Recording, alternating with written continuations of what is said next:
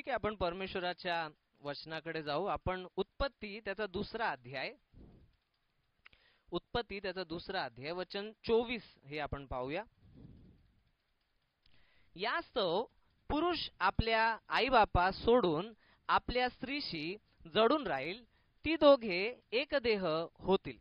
तर परमेश्वराच्या नावाला धन्यवाद असो या सुंदरशा वचनासाठी. आणि आपण गेल्या 2 आठवड्यांपासून एक विषय शिकत होतो, ते म्हणजे पती संबंधी आपण शिकलो होतो. तर आज आपण याच वचनावरती एक नवीन विषय शिकणार आहोत, जो त्या अगोदरच्या विषयाशी निगडित आहे. आणि तो म्हणजे घटस्फोटासंबंधी. ठीक आहे, आता जसं जसं वचन येतं तसं तसं मी तो विषय घेत जातो. असं काही ठरवून घेतलेला असा विषय नाहीये. त्यामुळे आज आपण जे पाहत आहोत ते उत्पत्ती त्याचा दुसरा अध्याय वचन 24 मध्ये आपण पाहतो की इथे जे म्हटले की यास्तव पुरुष आपल्या आईबापा सोडून आपल्या स्त्रीशी जडून राहील, ती दोघे एक देह होतील. ठीक आहे, आणि त्याच्यामध्ये या वचनावरून आपल्याला कळतं की परमेश्वराने आदम हव्वेला काय आहे हे म्हटलेलं आहे की ते दोघे एक देह आहेत. ते एकदा एक देह झाले है ना, आणि ती स्त्री आणि तो पुरुष ते एकमेकांना जडून आहेत. तर काय आहे की हे त्यांना परमेश्वराने एकत्र केलेलं आहे. ठीक आहे, त्यांना परमेश्वराने एकत्र केलेलं आहे. एक पुरुष एक स्त्री असे आयुष्यभरासाठी त्यांनी एक असावं अशी परमेश्वराची योजना होती. आता तर यावरून आपल्याला कळतं की मग घटस्फोट जे आहे हे सरळ सरळ परमेश्वराच्या वचनाच्या विरोधात आहे. ठीक आहे, आता जर वरवर जर ऐकलं तर आपल्याला वाटेल अरे मग त्या लग्नांचं काय, जिथे है ना प्रॉब्लेम असतात काय असं, मग तिथे काय. ठीक आहे, तर आपण ते एक एक करून पाहू आणि आपल्याला समजेल की कोणत्या बाबतीत परमेश्वराचं वचन घटस्फोटाला अनुमती देतं, कोणत्या बाबतीत परमेश्वराचं वचन घटस्फोटाला अनुमती नाही देत. ठीक आहे, तर प्रथमतः आपल्याला कळतं की या वचनावरून कळतं की परमेश्वराला हे पसंत नाहीये घटस्फोट होणं. ठीक आहे, तर आपण पाहूया त्याच्यामध्ये अजून बारकाईने आपण पाहूया. तर मत्तई त्याचा 19 अध्याय वचन 6 पाहूया. मत्तई त्याचा 19 अध्याय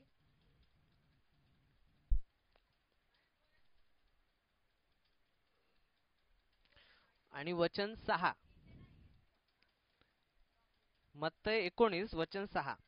यामुळे ती पुढे 2 नव्हत तर एक देह अशी आहेत, म्हणून देवाने जे जोडले आहे ते माणसाने तोडू नये. ठीक आहे, इथे येशू ख्रिस्त आपल्याला शिकवत आहेत की पुरुष आणि स्त्री जे आहे, पती आणि पत्नी जे आहे ते पुढे 2 नव्हत, ते 2 नाही आहेत. ठीक आहे, देवाच्या दृष्टीमध्ये ते 2 नाही आहेत तर एक देह आहेत, ते एकत्र आहेत. ठीक आहे, एक देह आहेत, एक शरीर आहेत. म्हणून देवाने जे जोडले आहे ते माणसाने तोडू नये. म्हणजे बघा, जे देवाने जोडले, पती आणि पत्नीला देवाने जोडलेलं आहे. ठीक आहे, कुठल्या समाजाने जोडलं नाहीये, किंवा कुठल्या कोर्टने जोडलेलं नाहीये, किंवा कुठल्या मंत्रीने जोडलेलं नाहीये, किंवा कुठल्या आई वडिलांनी पण जोडलेलं नाही. त्यांना जोडलं जे आहे, किंवा त्या मुला मुलीने पण जोडलेलं नाही एकमेकांना, तर देवाने जे जोडलेलं आहे त्याच्या नियमानुसार. आता जे देवाने जोडले ते माणसाने तोडू नये. म्हणजे याचा अर्थ काय की माणूस स्वतः घटस्फोटाचे नियम बनवू नाही शकत. जर देवाने जोडले तर ते जे देवाने जोडले ते तोडण्याचा अधिकार पण जो आहे आणि त्याच्या संबंधीचे नियम पण जे आहे ते फक्त परमेश्वर बनवू शकतो. कुठली सरकार नाही बनवू शकत, कुठली पार्टी नाही बनवू शकत, कुठला समाज नाही बनवू शकत, किंवा कोणाचे आई वडील नाही बनवू शकत, किंवा ते मुलगा किंवा मुलगी पण नाही ठरवू शकत की बाबा आम्ही घटस्फोट कधी घेऊ शकतो आणि कसा घेऊ शकतो. ते त्यांच्या मनावर नाही, कुठल्या मनुष्याच्या इच्छेवर नाहीये, तर ते देवाच्या इच्छेवर आहे. आणि देवाचं वचन आपल्याला स्पष्ट सांगतं की कोणकोणत्या परिस्थितीमध्ये परमेश्वर म्हणतात ना ते लग्न जे आहे ते तोडतो किंवा तोडायची अनुमती देतो. तर ते ठराविकच गोष्टी. एक तर आहे जे म्हणजे मृत्यू, की जेव्हा नवरा किंवा बायको कोणाचा जर मृत्यू झाला, मग तेव्हा ते एक देह राहत नाही, ते मुक्त झाले त्यांच्या लग्नामधून, कारण तो दुसरा व्यक्ती जो आहे तो वारलेला आहे. त्यामुळे आता ते पुढे विधवा राहतात. ठीक आहे, मग ते दुसरं लग्न करू शकतात. परंतु हे जे आहेत काय आहेत ना, म्हणजे त्याचा अर्थ की तिथे परमेश्वराने जे जोडलेलं लग्न आहे त्याला परमेश्वरानेच मृत्यूच्या द्वारे तोडलेलं आहे. दुसरं म्हणजे की प्रभू येशू ख्रिस्ताने वचनामध्ये सांगितलेले ते वचन आपण पुढे पाहू. ते दुसरं वचन म्हणजे कसं की जिथे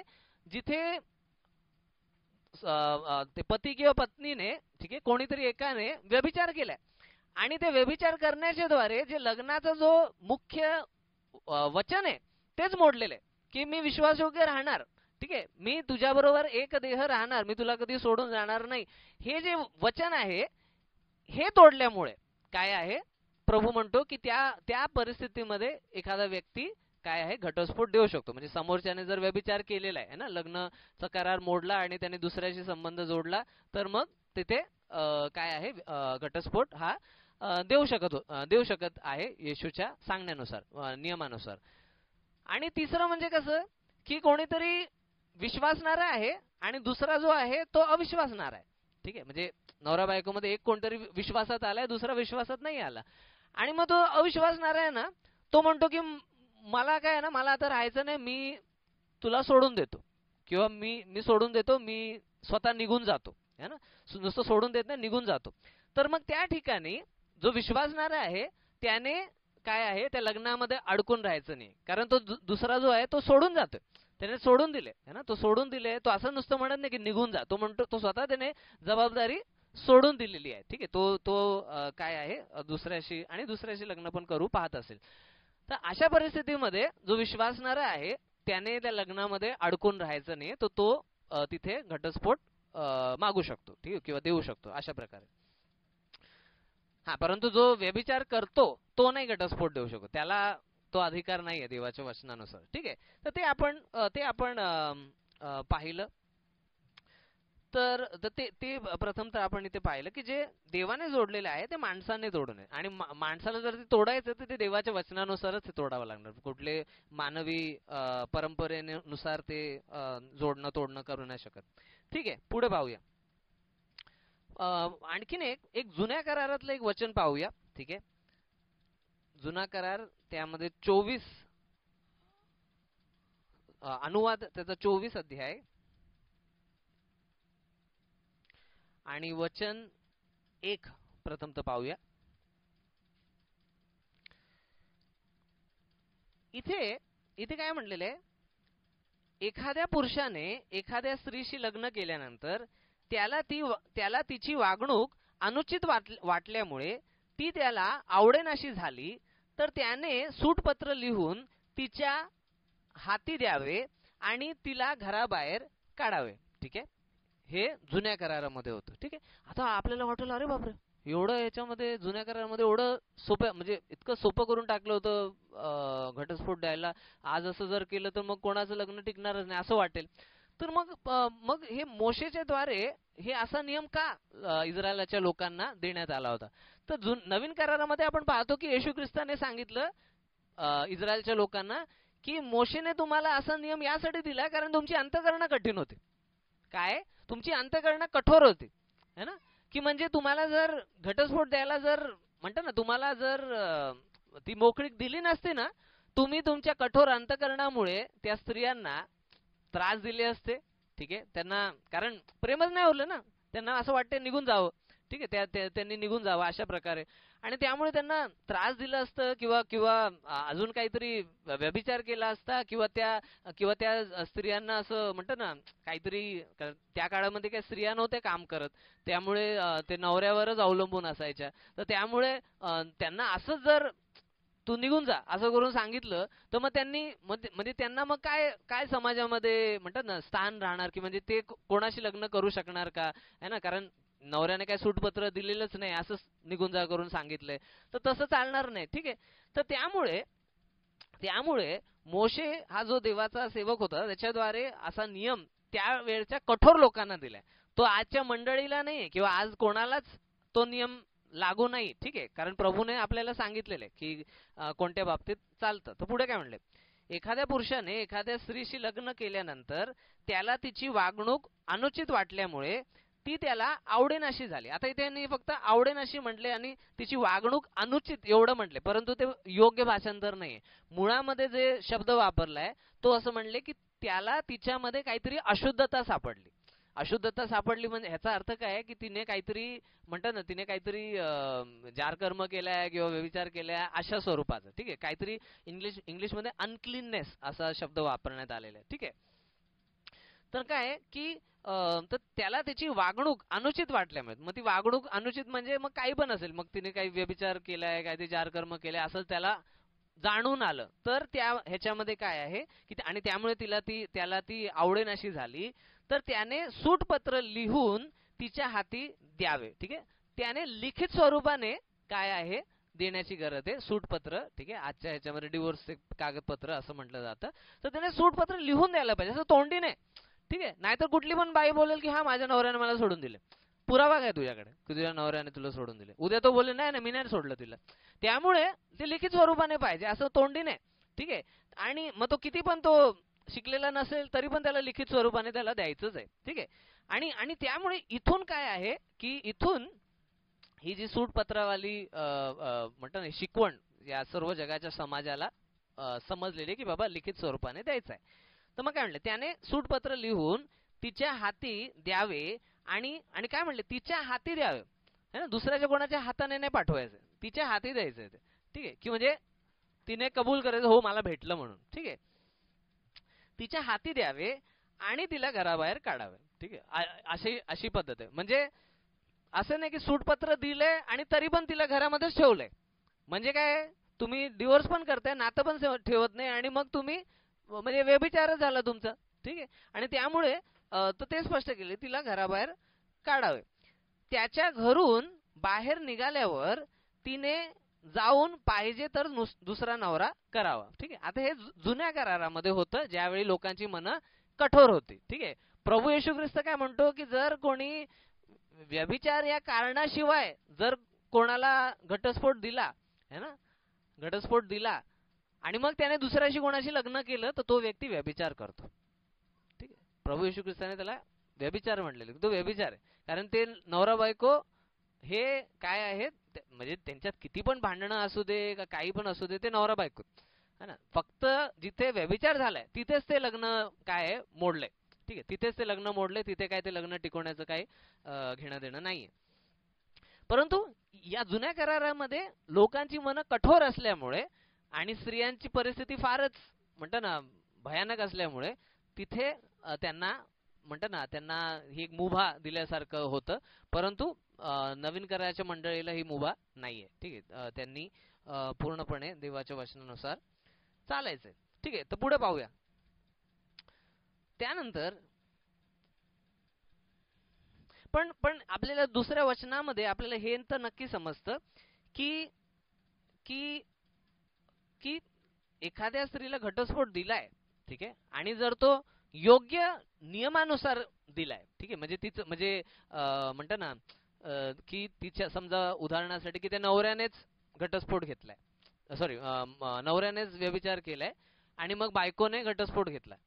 ठीक आहे, बायकोने घटस्फोट घेतला तर मग तिला जो आहे तिला अधिकार आहे की ती दुसरं लग्न करू शकते.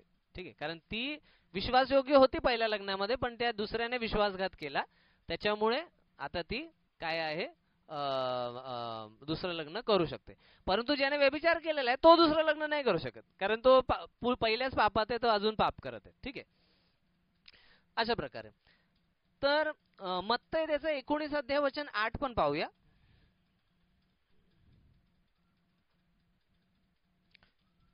आणि लक्षात घ्या, मी हे जे शिकवतोय तुम्हाला वाटेल अरे आपण हे का शिकतोय, आम्हाला तर याची काही गरज पण नाहीये ना, आम्हाला काही याच्याविषयी जाणायचं पण नाहीये. पण आपल्याला या गोष्टी माहीत असल्या पाहिजे. कधी भविष्यामध्ये कधी ना कधीतरी आपले नातेवाईकांमध्ये आपले आजूबाजूला है ना कोणी पण कोणाच्या पण जीवनामध्ये आणि इव्हन आपल्या मुलांना पण ते लग्न करायच्या अगोदर पण त्यांना ही नियम माहिती पाहिजे. आणि तो आपलं काम आहे, आपली जबाबदारी, आई वडील या नात्याने आपलं काम आहे आपल्या मुलांना नातवंडांना या गोष्टींचं ज्ञान देणं की बाबा तुम्ही जर लग्न करताय तर विचारपूर्वक चांगल्या व्यक्तीशी लग्न करा, नाहीतर उद्या तुम्हाला मग त्याच्यातून निघता येणार नाही, है ना. विचारपूर्वक, नाहीतर केलं लग्न नंतर 1 महिन्यानंतर जाणवलं अरे नाही मग आमचं जमतच नाही, असं नाही चालणार. ठीक आहे, तर ते त्यांना त्याचं महत्त्व कळलं पाहिजे. तर मत्तई 19 अध्याय वचन 8 मध्ये असं म्हटले, तो त्यास म्हणाला तुमच्या अंतकरणाच्या कठोरपणामुळे मोशेने तुम्हास आपल्या बायका टाकू दिल्या, तरी सुरुवातीपासून असे नव्हते. येशू ख्रिस्त काय म्हणतोय की मोशेने है ना, मोशे हा जो संदेश होता त्याने तुमच्या अंतकरणाच्या कठोरपणामुळे, तुमचं अंतकरण कठोर होतं म्हणून त्यांनी तुम्हाला तुमच्या बायका टाकू दिल्या. परंतु येशू काय म्हणते तरी सुरुवातीपासून असे नव्हते. सुरुवातीपासून म्हणजे आदाम हव्वेपासून असं नव्हतं. आदामने असं नाही म्हटलं, नाही नाही या बायकोने मला फळ खाऊ घातलं, मी आता याला बायकोच नाही मानत, मी आता मला देवा तू दुसरी बायको बनव, असं नाही म्हटलं त्याने. ठीक आहे, त्यांच्यामध्ये जे भांडण होतं तिच्यामुळे त्याच्यावर पण दंड आला है ना, है ना. त्याच्यामुळे तिच्या पण संततीला आता काय आहे, पाप लागणार आहे, दंड लागणार आहे. ठीक आहे, तर तिने पण काय आहे, म्हणजे एकमेकांनी त्यांनी एकमेकांना दोष पण लावले, परंतु त्यांनी लग्न नाही मोडलं. ठीक आहे, सुरुवातीपासून त्यांना माहिती की नाही आम्ही एक देह आहोत, आम्ही कसेही असो, आम्ही पापी असो, काही पण आमच्याकडून होऊ दे, आम्हाला एकत्र राहायचंय है ना, आम्हाला एकत्र याच्यातून जायचं आहे. आणि देवच आम्हाला कृपा पुरवणार आहे या आमच्या लग्नामध्ये शांती आणि पवित्रता आणि प्रेम आणि आनंद आणण्यासाठी. ठीक आहे, ते देवच करू शकतो. त्यानंतर त्यानंतर त्यानंतर आपण अनुवादाचं, जुना करारमध्ये अनुवादाचं 22 अध्याय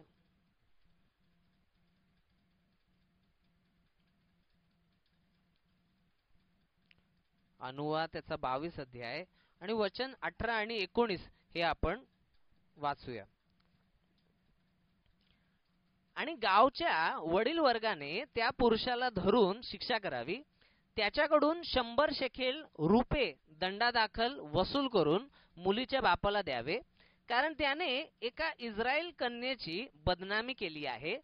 त्याने तिला बायको म्हणून नांदवले पाहिजे, तिचा त्याग त्याने आमरण करता कामा नये. ठीक आहे, आता इथे इथे हे काय चाललंय. ठीक आहे, ती जर संदर्भ जर आपण पूर्ण वाचला ना तर आपल्याला समजेल की इथे एका अशा नवऱ्याचं उदाहरण घेतलंय की जो नवरा जो आहे ना विनाकारण आहे ना आपल्या बायकोला टाकत आहे. विनाकारण म्हणजे तिने काय व्यभिचार केलाय काय जार केलाय असं काहीच नाही, विनाकारण तो तिची बदनामी करतोय की नाही ही आहे ना, ही खूप खराब स्त्री आहे, ही ना कोणावर तरी फिरत असते, खोटा आरोप टाकतो.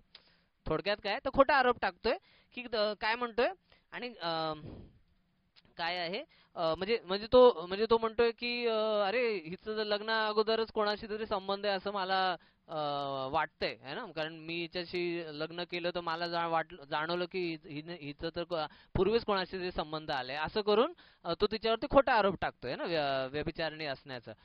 तर मग हा जेव्हा मग तिथे मुलीचे जे परिवारवाले त्यांनी ते सिद्ध करायचंय की नाही बाबा आमच्या मुलीने कधी पण असला प्रकार केला नाही, आणि त्यांनी तेव्हा तो सिद्ध केला.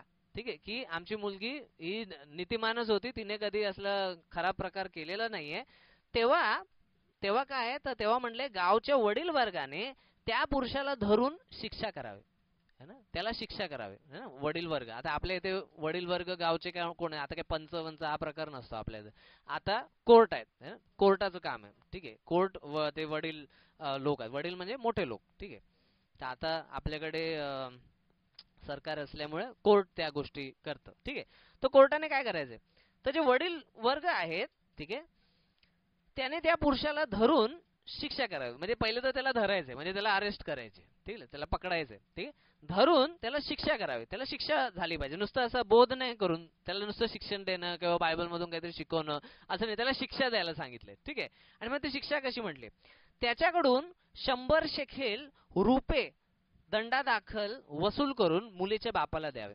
काय म्हणले, फाईन लावली, पेनल्टी लावली है ना, कॉम्पेन्सेशन की म्हणजे पहिला पैसे द्यायला लावले. किती तर 100 शेकेल रुपये. शेकेल एक वजनाचं माप आहे बायबल मध्ये.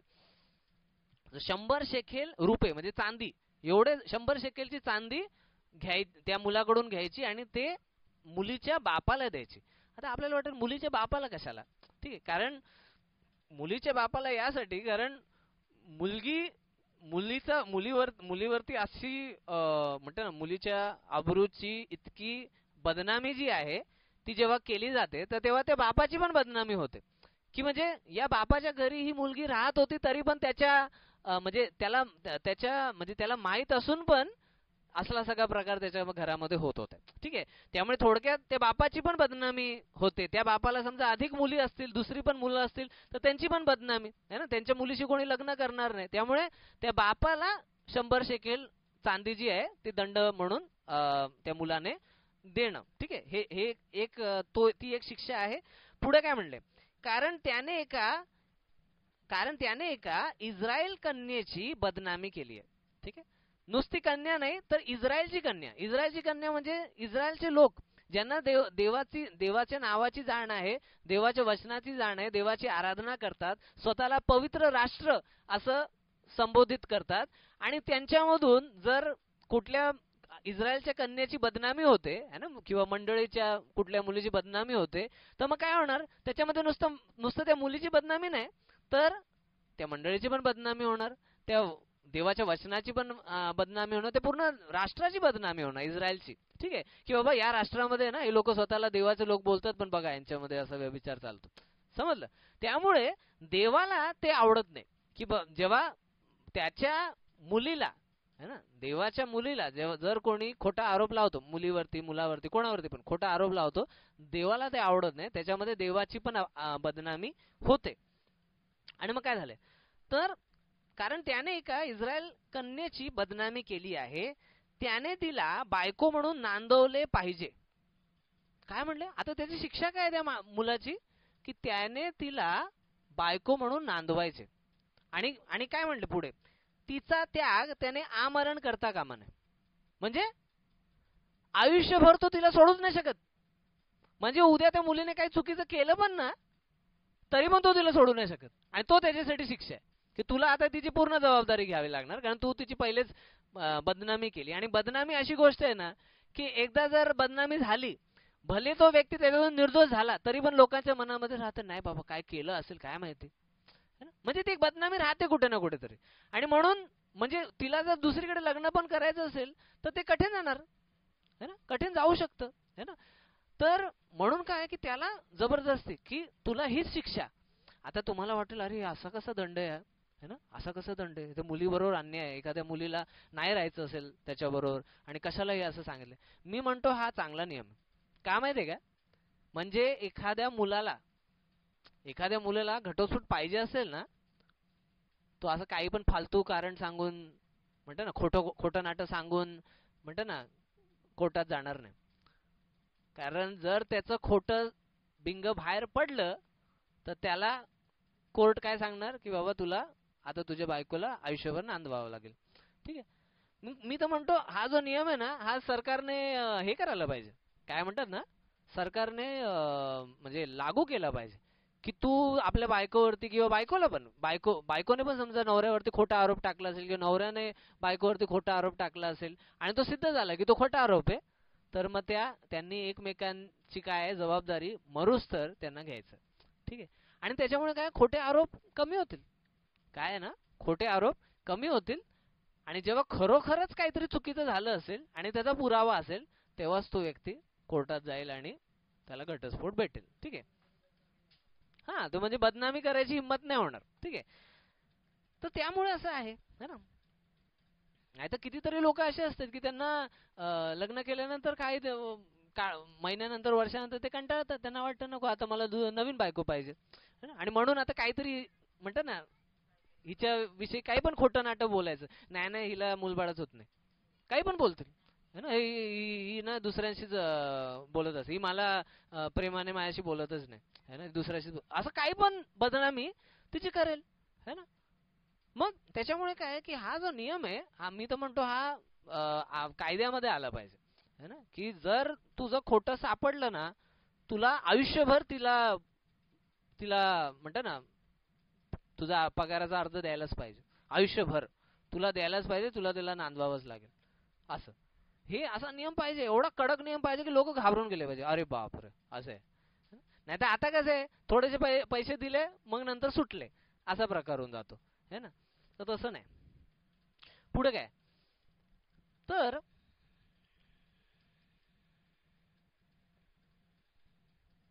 कारण त्याने एका इस्रायल कन्येची बदनामी केली आहे, त्याने तिला बायको म्हणून नांदवले पाहिजे, तिचा त्याग त्याने आमरण करता कामा नये. ठीक आहे, दुसरं तर ते आपण पाहिलं. त्यानंतर मार्काचं शुभवर्तमान एक पाहूया.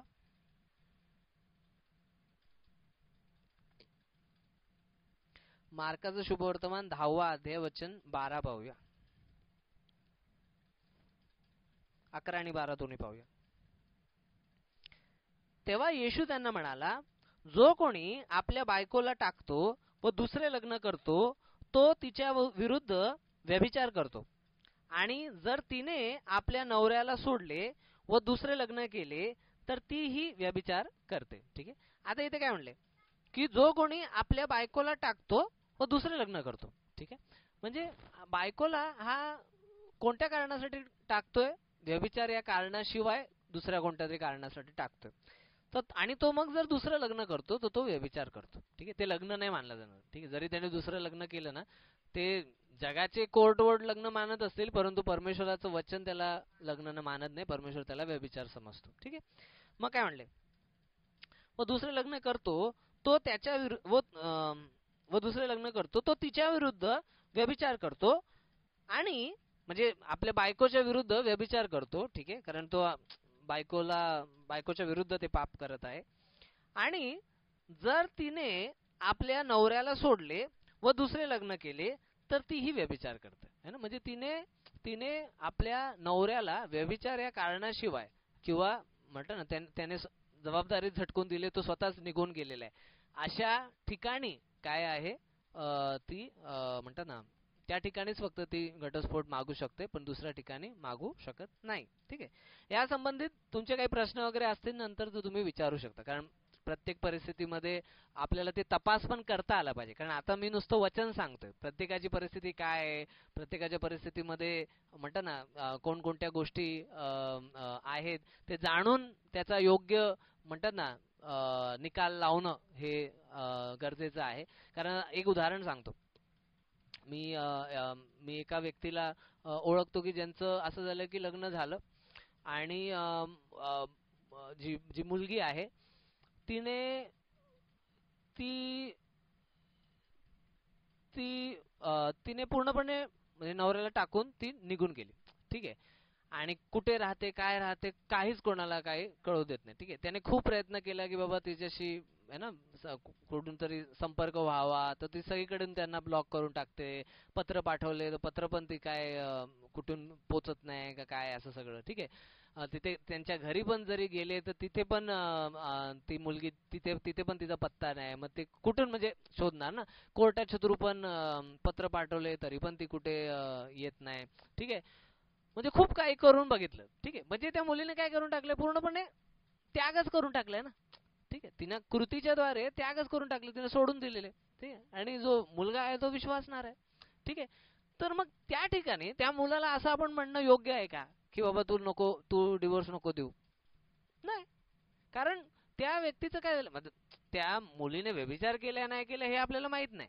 ठीक आहे. त्याचा काही आपल्याकडे पुरावा नाही. परंतु हे जे आहे काय म्हणतात ना की ती मुलीने ते अविश्वासणारी जी मुलगी आहे तिने टाकूनच दिले है ना. ती ती निघूनच गेली आहे. ठीक आहे. त्यामुळे तिथे विश्वासणारा जो आहे तो काय आहे ना, तो अडकत नाही. तो त्याच्या म्हणतात ना त्याच्या त्या लग्नाच्या बंधनामध्ये तो अडकत नाही. तो घटस्फोट देऊ शकतो. ठीक आहे. अशा प्रकारे म्हणजे प्रत्येकाची परिस्थिती वेगळी आहे आणि ती परिस्थिती आपल्याला समजायला पाहिजे की काय आहे ना, कुठे म्हणजे आपण घेऊ शकतो नाही घेऊ शकतो, तर ते विचार नक्की करायला पाहिजे. पुढे त्यानंतर त्याच्या उलट मी असे पण काही लोकांना ओळखतो की जिथे काय आहे की जिथे नवरा बायको मध्ये भांडण आहेत. ठीक आहे. आणि नवरा बायको मध्ये भांडण आहेत, परंतु आणि आणि केस कोर्टात चालू आहे समजा. ठीक आहे. परंतु काय आहे ना, दोघांनी पण व्यभिचार केलाय असं काहीच पुरावा नाहीये. ठीक आहे. आणि दोघांनी काय म्हणतात ना, दोघांनी टाकून पण दिलेलं नाही. प्रत्येक जण आपापली जी काही जबाबदारी आहे ते करत आहे ना त्याच्या परीने. ठीक आहे. तर त्यामुळे त्या ठिकाणी काहीतरी आशा आहे एकत्र येण्याची. ठीक आहे. काहीतरी आशा आहे. मग तिथे नाही आपण म्हणणार की तुम्ही घटस्फोट द्या म्हणून. ठीक आहे. त्यानंतर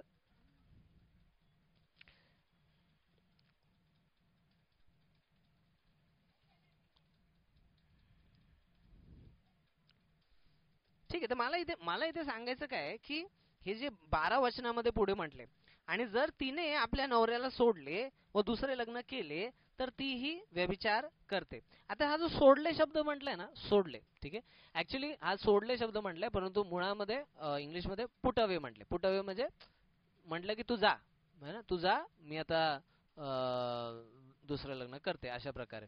तर तर ते जे आहे म्हणजे एक प्रकारचं डिवोर्सच आहे, ते एक प्रकारचा घटस्फोटच आहे की तू जा असं म्हटल्यासारखं, ठीक आहे. तर म्हणजे यावरून कळतं की स्त्रिया पण घटस्फोट देत होत्या, ठीक आहे, नुसतं पुरुषच देतात असं नाही, तर स्त्रिया पण देत होत्या, हे आपल्याला त्यावरून कळतं.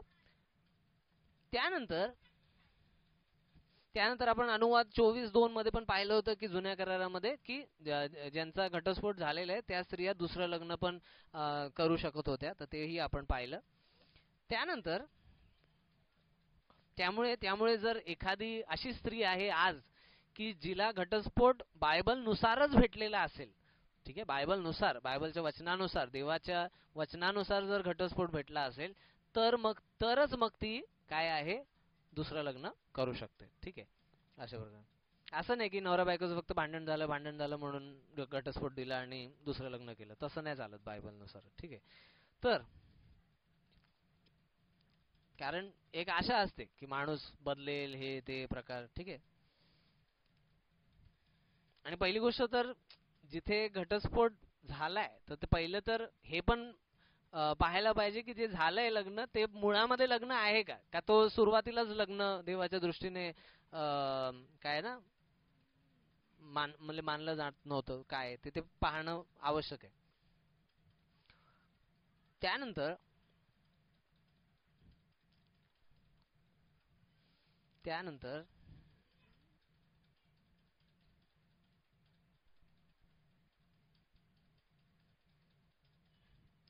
त्यानंतर अनुवाद त्याचा 24 अध्याय पुन्हा पाहूया. अनुवाद त्याचा 24 अध्याय वचन 3 आणि 4.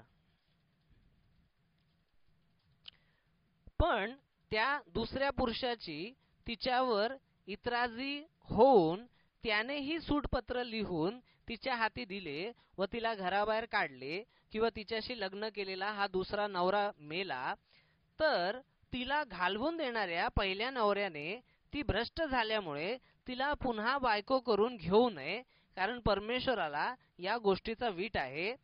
तुझा देव परमेश्वर जो देश तुला वतन म्हणून देत आहे त्या देशाला पाप दोष लागण्यास कारण होऊ नकोस, ठीक आहे.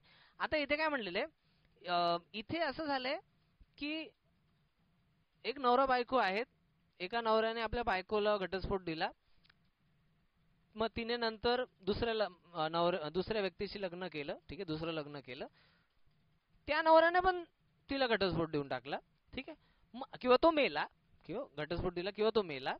मग त्या ठिकाणी बायबल सांगतं की त्या ठिकाणी जो पहिला नवरा आहे ना त्याने पुन्हा त्या मुलीशी लग्न करायचं नाही, परत त्या स्त्रीशी लग्न करायचं नाही, ठीक आहे.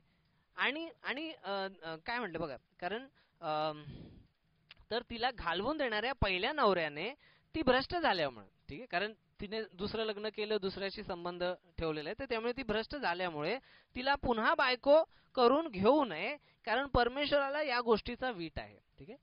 म्हणजे बघा, तो पहिला नवरा पुन्हा याच्याशी लग्न करू पाहतो, याचा अर्थ मुळातच तुला काही तिच्यामध्ये दुर्गुण नव्हता सापडला, म्हणजे मुळातच काही प्रॉब्लेम नव्हता, परंतु तू उगाचच काय आहे की सोडून दिलं, मग नंतर तिने दुसऱ्याशी लग्न केलं, मग मग नंतर परत तू तिला जिंकायचा प्रयत्न करतो. हा प्रकार खूप चुकीचा आहे, ठीक आहे. आणि आपण जे म्हणजे ज्यांनी कधी हे संसाराचे लोक जे काही टीव्ही सिरियल बनवतात ना, त्याच्यामध्ये हा प्रकार खूप घाणेरडा प्रकार दाखवतात. आणि परमेश्वराला काय आहे, या गोष्टीचा वीट आहे, परमेश्वराला या गोष्टी आवडत नाही, ठीक आहे. बघा, कारण परमेश्वराला या गोष्टीचा वीट आहे असं म्हटलेलं आहे, ठीक आहे. हिंदीमध्ये घृणा म्हटले की एकदम बिलकुल आवडत नाही देवाला. तर या असल्या जगाच्या लोकांची सिरियल मध्ये असं दाखवलेलं असतं की नवरा बायको आहेत, काहीतरी त्यांचं भांडण झालं, रुसवे फुगवे झाले, मग सोडून दिलं, मग नंतर त्यांनी दुसऱ्याशी लग्न केलं, मग नंतर 5 वर्षानंतर परत ते आमने सामने आले, मग परत त्यांच्यामध्ये प्रेम उत्पन्न झालं. हा काय प्रकार आहे, मग परत त्यांच्याशी लग्न केलं, परत तुटले, परत जोडले, असं सगळं चाललेलं असतं ते दाखव. आणि आणि शोचे नाव काय, पवित्र रिश्ता. देव म्हणतो अपवित्र रिश्ता आहे तो, ठीक आहे, हे पवित्र रिश्ता नाही, अपवित्र रिश्ता आहे. ठीक आहे. आणि आणि इतकं म्हणतात ना, म्हणजे बघा, जेव्हा एखाद्या माणसाने आपल्या बायकोला सोडलंय, ठीक आहे, आणि नंतर तिने दुसऱ्याशी लग्न केलं, मग त्याने पण तिला सोडलं, आणि परत त्या पहिल्या नवऱ्याला वाटतं तिच्याशी लग्न करायला, ह्याचा अर्थ काय? हे कुठेतरी मनामध्ये तुझ्या त्या पत्नीविषयी प्रेम होतं, बरोबर ना? प्रेम होतं म्हणून तुम्ही आता परत लग्न करायचा विचार करताय. म्हणजे तू मुळामध्ये जे तिला सोडलं ना, ते चुकीच्या प्रकारे सोडलं. मग ह्याचा अर्थ काय? हा पण नियम का महत्वाचा आहे? हा पण नियम पाहिजे समाजामध्ये. कारण असा नियम असेल ना, तो कोणी डेअरिंग करणार नाही आपल्या बायकोला छोट्या मोठ्याशा कारणासाठी सोडायला. कारण बऱ्याचशा लग्नांमध्ये असं होतं की मुला मुलीमध्ये प्रेम असते, काय आहे, प्रेम असते, परंतु त्यांना वाटतं काय, अरे मी सोडलं तरी काय, नंतर परत आम्ही एक होऊ, अशी कुठेतरी मनात त्यांची आशा असते की आपण होऊ परत एकत्र. म्हणून काय, जे उठलं सुटलं मला फारकत पाहिजे, मला उठलं सुटलं मला फारकत पाहिजे, मला फारकत पाहिजे, म्हणजे ते खेळ झालाय. त्यांना काय वाटतं, हा सोडलं तर परत भेटेल पण आपल्याला. ठीक आहे, ही दुष्ट प्रवृत्ती. म्हणून देवाने ते होऊच दिलं नाही की नाही. कारण कारण प्रेम आहे, नुसतं रागाच्या भरामध्ये तुम्ही असं म्हणायचं नाही मी तुला सोडून दिलं, जा तू निघ माझ्या घरातून, असं जर म्हटलं तर मग काय होणार आहे? काय होणार आहे की म्हणजे ते अशी अशी मोकळीकच दिली नाही पाहिजे.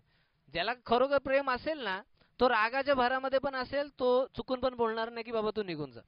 कारण कुठेतरी प्रेम असेल ना, दडलेलं असेल कुठेतरी, फक्त रागामध्ये तो आहे ना. तर त्यावेळी काय, त्यावेळी त्यावेळी त्यावेळी म्हणतात ना की त्याच्यामुळे लोक लगेच असं बोलणार नाही की मला सोडून द्यायचंय किंवा काय आहे. ठीक आहे, अशा प्रकारे. तर तर तर हे आहे. ठीक आहे, थोडक्यात एकदा पहिलं लग्न झालं, दुसरं लग्न झालं, तर परत पहिल्या नवऱ्याकडे जाऊ नाही शकत. ठीक आहे, किंवा पहिल्या बायकोकडे जाऊ नाही शकत. ते देवाला आवडत नाही, देवाला त्याचा वीट आहे. आणि पुढे काय म्हणले, नंतर तिला घालवून देणाऱ्या, ठीक आहे ते झालं. कारण परमेश्वराला या गोष्टीचा वीट आहे, तुझा देव परमेश्वर जो देश तुला वतन म्हणून देत आहे, त्या देशाला पाप दोष लागण्यास कारण होऊ नकोस. ठीक आहे, म्हणजे परमेश्वर काय म्हणतोय की जर कुठला राष्ट्र असं करतंय, राष्ट्रातले लोक अशा प्रकारचे लग्न व्यवहार करतात ना, तर परमेश्वर त्या देशाला पापाचा दोष लावणार, परमेश्वर त्या देशावरती आपला दंड आणि कोप हे पाठवणार. ठीक आहे. तर यामुळे म्हणजे तशा प्रकारचे काय म्हणतात, तशा प्रकारचे घटस्फोट हे देवाला आवडत नाहीत. ठीक आहे.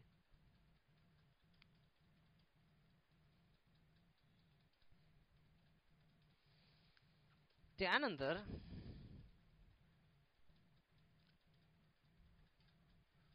त्यानंतर एक पाहूया, लेवीचं पुस्तक, लेवीय त्याचा 21 अध्याय वचन 14 पाहूया. विधवा, टाकलेली स्त्री, भ्रष्ट झालेली स्त्री अथवा वेश्या यांच्यापैकी कोणालाही त्याने बायको करून घेऊ नये, तर त्याने आपल्या स्वजनातील एखाद्या कुमारिकेशीच विवाह करावा. आता त्याने म्हणजे हा कोण आहे? जुन्या करारामध्ये देवाच्या मंदिरामध्ये जे लोक याजकची सेवा करायचे, ठीक आहे, देवाची सेवा करायचे, लक्ष द्या, हा, टेकून बसू नका नाही तर झोप येते. हा, तर काय सांगत होतो? हम्म, ठीक आहे. तर मी काय सांगत होतो, तर त्याने आपल्या स्वजनातील एखाद्या कुमारिकेशीच विवाह करावा. ठीक आहे.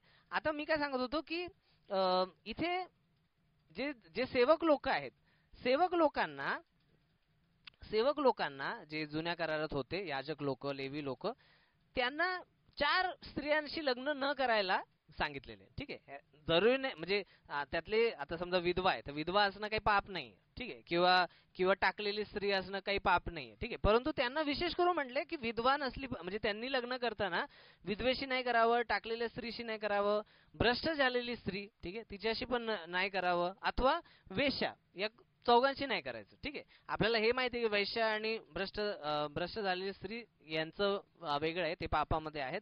परंतु विधवा आणि टाकलेली स्त्रीचं वेगळं आहे. ठीक आहे, परंतु यांना काय सांगितलं की अशा स्त्रियांशी लग्न नाही करायचं जे म्हणजे जे देवाचे लोक आहेत त्यांच्यामधूनच विश्वासणाऱ्याशी लग्न करायला का सांगितले जुन्या करारामध्ये याजक लोकांना? तर हे याजक लोक जे होते ते महायाजक आणि याजक लेवी हे जे सगळे होते हे ख्रिस्ताचे दर्शक होते. ठीक आहे. आणि ख्रिस्ताची मंडळी जी आहे ती शुद्ध कुमारी आहे. ठीक आहे. ख्रिस्ताची मंडळी शुद्ध कुमारी, तिचा पूर्वी कुठला पती नव्हता. ठीक आहे. मंडळीचा दुसरा कोणी पहिला पती नव्हता. मंडळीचा एकच पती आहे, तो म्हणजे प्रभू येशू ख्रिस्त. ठीक आहे. आणि त्यामुळे ते चिन्ह लोकांना समजावं यासाठी की येशूची मंडळी एकच आहे. येशूची मंडळी बदलत नाही राहत की आज आज यांचं तारण केलं मग त्यांना सोडून दिलं, मग दुसऱ्याला तारण केलं मग त्यांना सोडून दिलं, असं नाहीये प्रभू येशू ख्रिस्ताचं. ठीक आहे. ज्याला प्रभूने निवडले आपली मंडळी म्हणून त्याच्यावरती तो शेवटपर्यंत प्रेम करणार आणि शेवटपर्यंत त्यांचं तारण करणार, शेवटपर्यंत त्यांना कधी सोडणार नाही, त्यांना कधी टाकणार नाही. ठीक आहे. हे प्रभूचं वचन आहे. त्यामुळे तर त्याने आपल्या स्वजनातील एखाद्या कुमारिकेशीच विवाह करावा. ठीक आहे. असं त्यावेळच्या याजक लोकांना सांगण्यात आलं होतं. हे फक्त एक माहिती म्हणून तुम्हाला सांगतोय, आज आपल्यासाठी काही त्याचं घेणं देणं नाहीये. पुढे त्यानंतर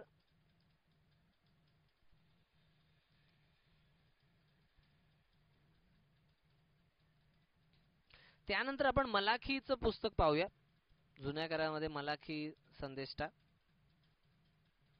जुन्या कराराचं शेवटचं पुस्तक मलाखी, त्याचा 2रा अध्याय, वचन 14 ते 16.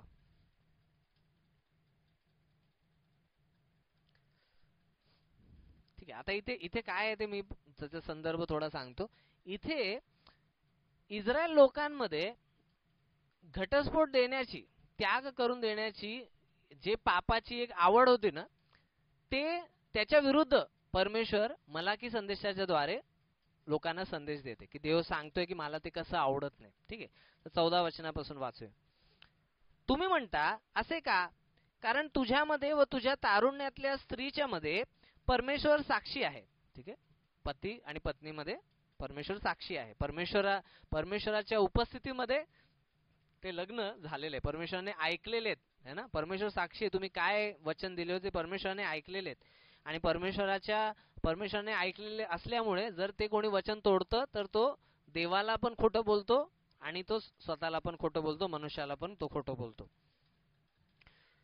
ती तर तुझी सहकारणी व तुझी कराराची पत्नी असून तीच बरोबर विश्वासघाताने वर्तला आहेस. ठीक आहे. तर देव त्यांना दोष लावतो की ती तर तुझी कराराची पत्नी होती, म्हणजे तू करार केला होता, वादा दिला होता की तू कधी तोडणार नाही, आणि कराराची पत्नी असून तीच बरोबर विश्वासघाताने वर्तला आहेस, तू विश्वासघात केलेला आहे.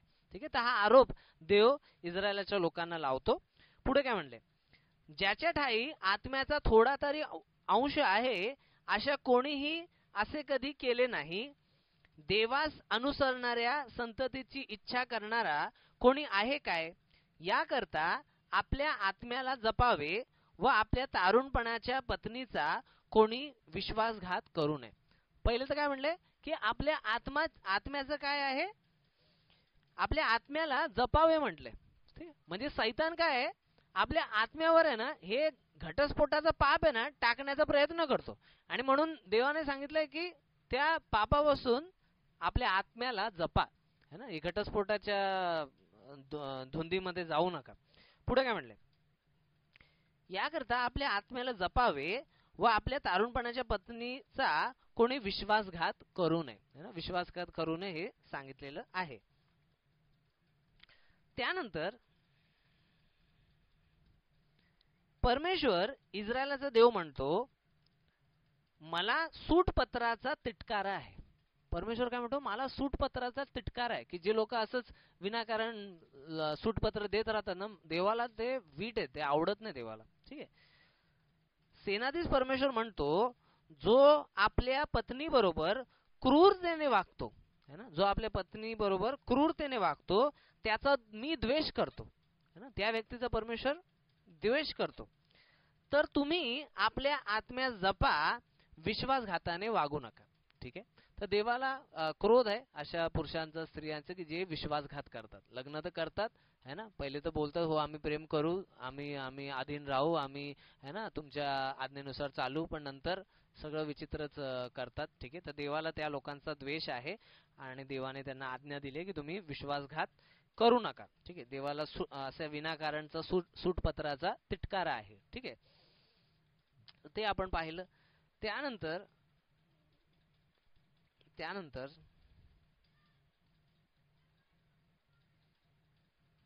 त्यानंतर आपण एक वचन पाहूया, मत्तय शुभवर्तमान त्याचा 5वा अध्याय.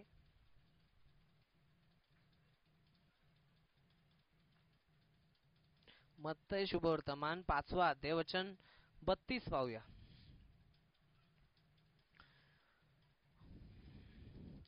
मी तर तुम्हाला सांगतो की, येशू म्हणत आहे, मी तर तुम्हाला सांगतो की जो कोणी आपली बायको व्यभिचाराच्या कारणा वाचून, म्हणजे व्यभिचाराच्या कारणाशिवाय दुसऱ्या कोणत्याही कारणासाठी जो कोणी आपली बायको व्यभिचाराच्या कारणा वाचून टाकतो तो तिला व्यभिचारणी करतो, आणि जो कोणी अशा टाकलेल्या बायको बरोबर लग्न करतो तो व्यभिचार करतो.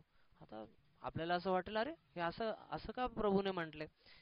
पहिलेच काय म्हटलं बघा, जो कोणी आपली बायको व्यभिचाराच्या कारणा वाचून टाकतो, म्हणजे याचा अर्थ काय की व्यभिचार जर कारण आहे त्या बायकोमध्ये, तिचं जर ते पाप आहे आणि तिथे जर त्याने तिला टाकलं तर तो व्यक्ती तिथे पापी ठरत नाही.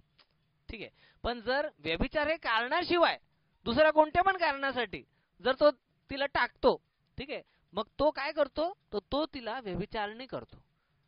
आपल्याला वाटेल अरे मुलीला तो कसं व्यभिचारणी करतो. बघा, एखाद्या मुलीला है ना, विवाहित मुलीला तुम्ही म्हणायचं की तिचं काही चूक नाहीये आणि तिला तुम्ही घराबाहेर काढायचं है ना, नुसतं तिला सूटपत्र द्यायचंय, ती काय करणार है ना.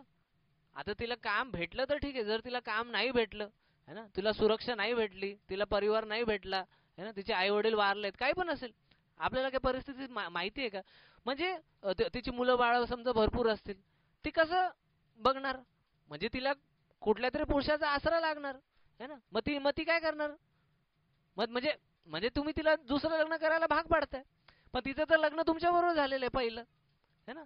म्हणजे तुम्ही थोडक्यात तुम्ही तिला व्यभिचारणी व्हायला भाग पाडताय की तिला दुसऱ्याशी लग्न करावं लागते, काय तिला पर्याय नाहीये.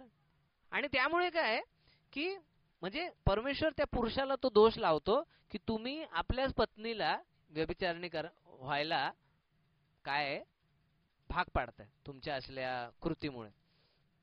मग काय म्हणले, आणि जो कोणी अशा टाकलेल्या बायको बरोबर लग्न करतो तो व्यभिचार करतो. ठीक आहे, आणि हे दोन्ही बाजूने लागू आहे. जर म्हणजे बायको आपल्या नवऱ्याला व्यभिचार करण्याशिवाय इतर कोणत्या पण कारणासाठी टाकते तर ती पण पापच करते, ती पण त्या व्यक्तीला व्यभिचारीच बनवते करते.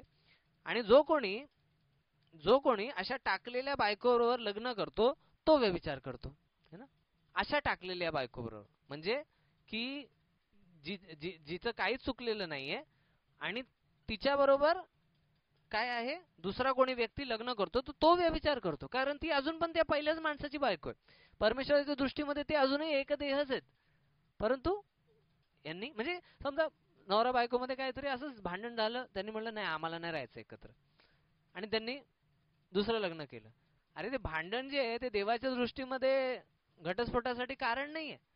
ठीक आहे, तुम्ही अजूनही त्या पहिल्या पती बरोबरच काय आहे जुडलेले आहात, त्यामुळे ते दुसरं लग्न हे परमेश्वराच्या दृष्टीमध्ये व्यभिचारच आहे. आणखीन एक वचन पाहूया, मत्तयाचंच 19 अध्याय वचन 9.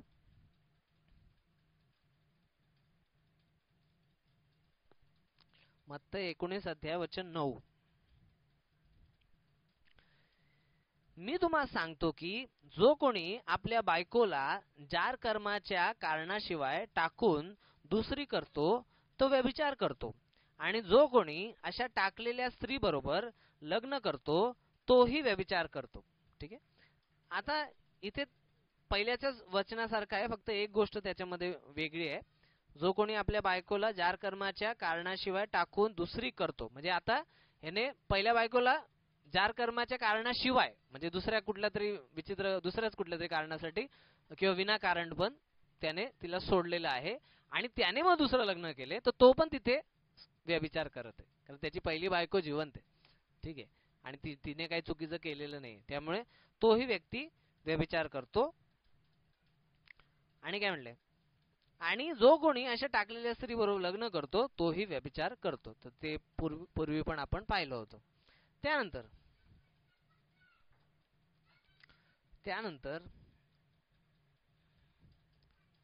आणि शेवटचे आपण 2 वचनं पाहूया की परमेश्वर एवढं का घटस्फोट एवढं का याच्याविषयी शिकवत आहे. तर आपल्याला एक त्याचं गांभीर्य जे आहे ते समजावं. यशायाच्या पुस्तकामध्ये त्याचा 50 अध्याय वचन 1 पाहूया. यशाया त्याचा 50 अध्याय वचन 1. परमेश्वर म्हणतो, तुमच्या आईस मी सोडून दिल्याचे सूटपत्र कोठे आहे? ज्यास तुम्हाला विकिले तो माझा सावकार कोणता? पहा, तुमच्या दुष्कर्मामुळे तुमचा विक्रय झाला, तुमच्या अपराधामुळे तुमच्या आईस सोडावे लागले. ठीक आहे. आता इथे काय झाले, इथे परमेश्वर यरुशलेमचे लोक, यहुदाचे लोक, इस्रायलचे लोक यांना उद्देशून हे शब्द प्रयोग करत आहे. कारण परमेश्वर त्याच्या लोकांना ना आपली पत्नी म्हणायचा. इस्रायलच्या लोकांना यहोवा परमेश्वर आपली पत्नी म्हणायचा. आणि मग काय झाले, तर परमेश्वर म्हणतो, तुमच्या आईस मी सोडून दिल्याचे सूटपत्र कोठे आहे?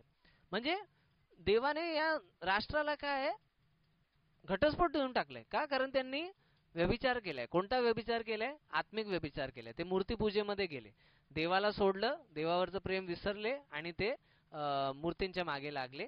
आणि त्यामुळे देवाने त्यांना सूटपत्र दिल्याचं आपण इथे वाचतो. पुढे काय म्हणले, पहा, तुमच्या दुष्कर्मामुळे तुमचा विक्रय झाला आहे, तुमच्या अपराधामुळे तुमच्या आईस सोडावे लागले. ठीक आहे, म्हणजे या लोकांचे अपराध झाल्यामुळे काय, ही जी बायको आहे तिला सोडून द्यावं लागलं. का? कारण ती व्यभिचारामध्ये होती, मूर्तीपूजेमध्ये होती.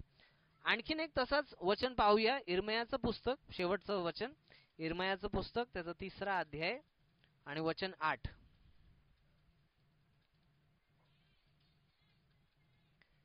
आणि तिला जरी असे दिसून आले की मला सोडून जाणारी इस्रायल हिला जार कर्म केल्यामुळे मी टाकून सूटपत्र दिले, तरी तिची बेईमान बहीण यहुदा हिला बिलकुल भीती वाटली नाही, तीही जाऊन व्यभिचार करू लागली.